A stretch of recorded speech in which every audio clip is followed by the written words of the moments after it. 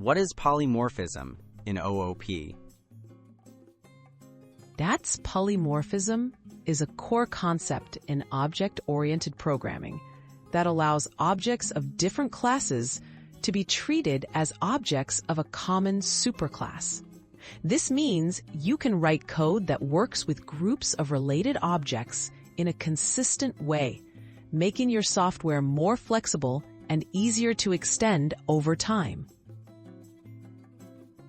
Types of polymorphism.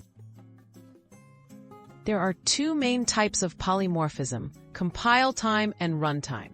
Compile time polymorphism, also called method overloading, is determined by the way methods are called. Runtime polymorphism, or method overriding, happens when a subclass provides its own version of a method that exists in its superclass. How polymorphism works in practice. In practice, polymorphism lets you write code that uses objects based on their shared interface, rather than their specific class.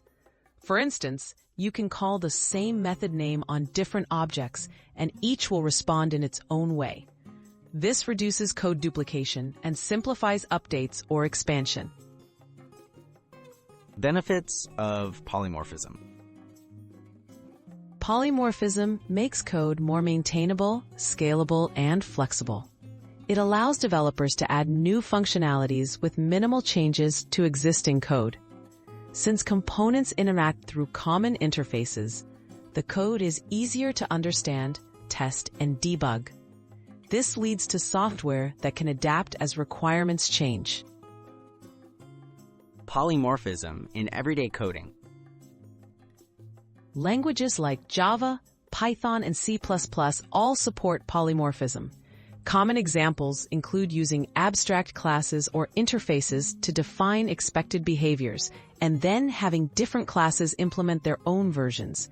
By following these practices, developers unlock powerful building blocks that lead to robust and adaptable software.